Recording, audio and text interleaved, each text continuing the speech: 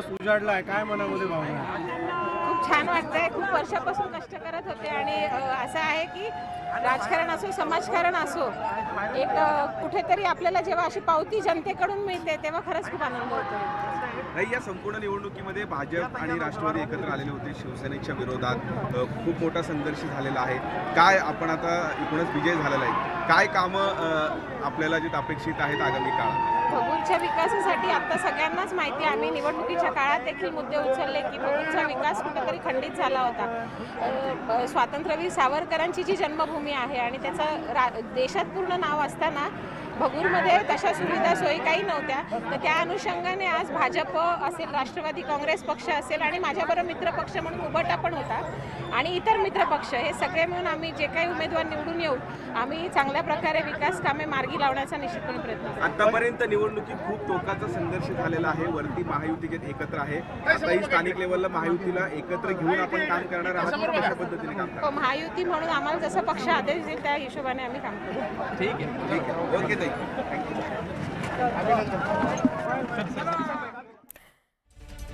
हाँ प्लीज.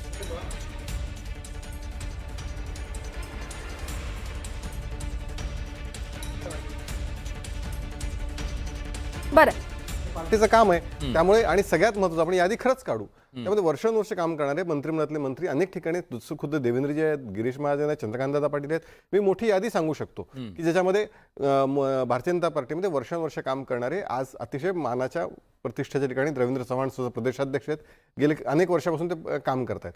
त्यामुळे भारतीय जनता पार्टी शिर्डीमध्ये माफ करा थोडंसं थांबवतंय. शिर्डीमध्ये सध्या जयश्री थोरात या आघाडीवर आहेत. शिर्डीमध्ये महायुतीचे 3 उमेदवार विजयी झाले असल्याचं कळतंय आणि जयश्री थोरात सध्या आघाडीवर आहेत आणि 2 अपक्ष उमेदवारांचा देखील विजय झालेला आहे. त्यामुळे नव्या जुन्याची सांगड घालत शेवटी कुठल्याही राजकीय पक्षाच्या नेतृत्वाचं ते कसं बसतं की नव्या जुन्यांची सांगड घालत पुढे जायचं असतं आणि ते भारतीय जनता पार्टी आता योग्य पद्धतीने करते आणि म्हणून भारतीय जनता पार्टी आज आपल्याला सगळीकडे जिंकताना दिसते. या संदर्भानं जे देशमुख सर म्हणाले तोच मुद्दा महत्त्वाचा आहे, मला पुढे न्यायचा आहे की ज्या पद्धतीनं आता याच्या अगोदर केशवजी म्हणाले की लोक आमच्याकडे स्वतःहून येत आहेत, पण खरं तर त्यांनाही माहिती आहे आणि जे काँग्रेसमधनं काँग्रेस मुक्त भाजपचा नारा देता देता माफ करा थोडंसं थांबवतंय. अमित साटम बोलतायत. नगर पालिका के चुनाव के दृष्टिकोण से मुंबई भारतीय जनता पार्टी के चुनाव कार्यालय एवं वॉर रूम का उद्घाटन भारतीय जनता पार्टी के अखिल भारतीय सहसंगठन मंत्री शिवप्रकाश जी के हस्ते और मुंबई के पालक मंत्री एडवोकेट आशीष शेलार जी की मुख्य उपस्थिति में आज ये उद्घाटन हुआ है. 150 से ज्यादा सीटों पर जीत हासिल करके मुंबई महानगर पालिका में महायुति का महापौर विराजमान करने का निर्णय ये मुंबईकरों ने ऑलरेडी किया है. मुंबई की सुरक्षा, मुंबई का विकास ध्यान में रखते हुए मुंबई शहर का रंग बदलने के सारे प्रयासों को परास्त करने के लिए हम तैयार हैं. विधान परिषद के शुरुआती रुझानों में महायुति नगर परिषद और नगर पालिका के जो शुरुआत के रुझान आए हैं उसमें भारतीय जनता पार्टी, शिवसेना, राष्ट्रवादी कांग्रेस 80% से ज्यादा सीटों पर जीतते हुए हमें दिख रही है. मैं ये कहूंगा कि नगर पालिका, नगर परिषद के चुनाव तो बाकी है, झांकी है, मुंबई महानगर पालिका का पिक्चर अभी बाकी है.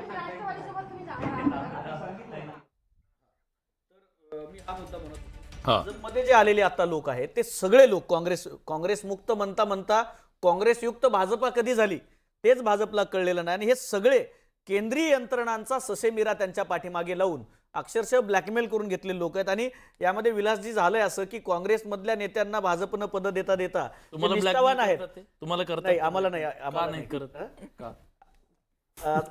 असं त्याचं कारण आहे की प्रॉब्लेम नाही तुमचा. ठीक आहे. तर मला केशवजींबद्दल म्हणायचंय की ह्या सगळ्या एक मिनिट मला कंप्लीट करू द्या की यामध्ये माधव भंडारी असतील किंवा केशव उपाध्याय असतील यांच्या उरावरती जाऊन आमचे नेते बसल्यामुळे यांच्यावरती सुद्धा आता अन्याय होतं. ते मान्य करणार नाहीत, मी स्पष्ट सांगतोय, ते मान्य करणार नाहीत.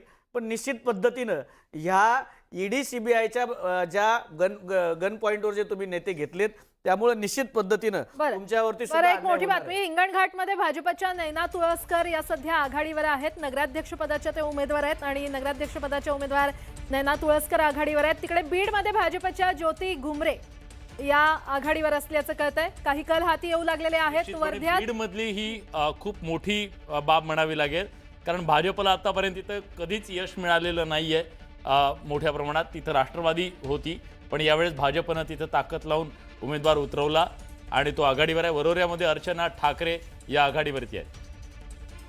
तर तिकडे राजुराचे नगराध्यक्षपदाचे उमेदवार अरुण धोटे हे देखील आघाडीवर आहेत आणि चंद्रपूरमध्ये काँग्रेसचे सुनील नामोजवार हे आघाडीवर आहेत.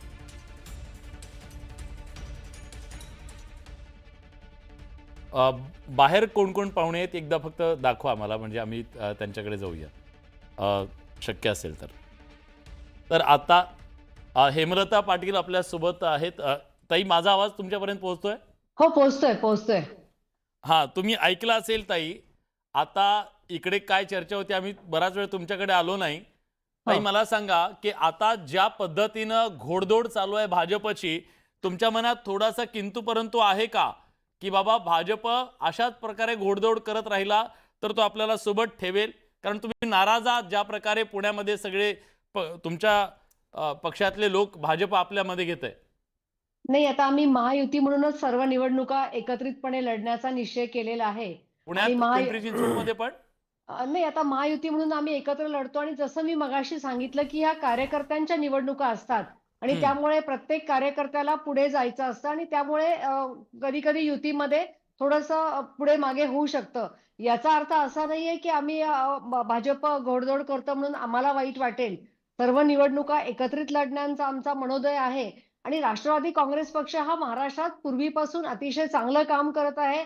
अनेक वर्ष सत्तेत राहिलेला आहे. आमची कार्यकर्त्यांची संख्या चांगली आहे.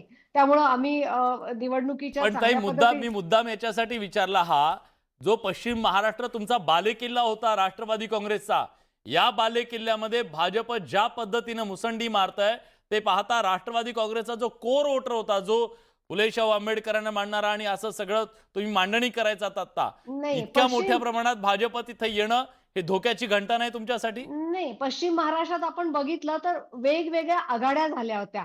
अनेक मतदारसंघामध्ये ह्या वेगवेगळ्या आघाड्या होत्या आणि त्याच्यामध्ये राष्ट्रवादी काँग्रेस असेल, शरद पवार गट असेल, भाजप असेल, अशा सगळ्या संयुक्तिक आघाड्या होत्या. त्यामुळे आता पश्चिम महाराष्ट्रामध्ये कुठल्या पक्षाला यश मिळालं हे सांगणं हे अतिशय अवघड आहे. त्यामुळे आपल्याला थोडा वेळ जाऊन द्यावा लागेल. पश्चिम महाराष्ट्रामध्ये सुद्धा आम्ही चांगली कामगिरी केली आहे. आता आपल्या स्क्रीनवरती मी भगूरचा निकाल बघितला आणि मगापासून मी तुमची सर्वांची चर्चा ऐकते की मगाशी कोणीतरी बोललं की गल्लीमध्ये नेते फिरतात.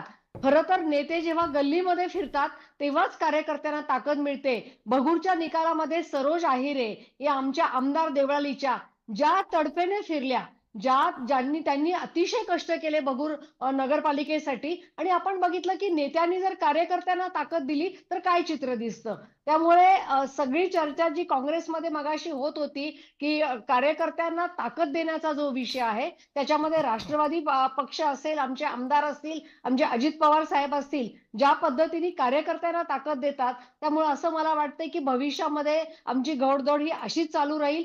महायुतीमध्येच आम्ही निवडणुका लढण्याचा हा संपूर्ण विचार आहे आणि तिन्ही पक्ष अतिशय एक दिलाने आम्ही पुढच्या निवडणुका लढू असा मला विश्वास वाटतो. पण शिंदेची शिवसेना तुम्हाला ऐकत नाहीये, ती तुम्हाला ओव्हरटेक करू देत नाहीये. कसं असतं की प्रत्येकाचे एक पॉकेट्स असतात, प्रत्येकाची एक लढण्याची पद्धत असते आणि तुम्ही बघितलं की तिन्ही पक्ष आम्ही म्हणजे या ठिकाणी विरोधक कुठेही दिसत नाही. तीन पक्षांमध्ये लढाई आहे, कार्यकर्त्यांमध्ये लढाई आहे आणि ही हेल्दी लढाई आहे. निवडणुकीनंतर आम्ही सर्व परत एकत्र येणार आहोत आणि आपण असं चित्र बघाल की महाराष्ट्रामध्ये 99 पेक्षा जास्त ठिकाणी हे आमचे नगराध्यक्ष आणि आमचे नगरसेवक असतील. तर हे चित्र महाराष्ट्राच्या विकासाच्या दृष्टीने अतिशय हितकर आहे आणि मला असं वाटतं हे चांगलं चित्र आहे आणि त्या पद्धतीने पुढे आमची वाटचाल राहील. पण ताई, एका बाजूला तुम्ही एकमेकांच्या विरोधात पण लढायचं, निवडणुकीनंतर पुन्हा एकत्र यायचं, लोकांनी काय करायचं?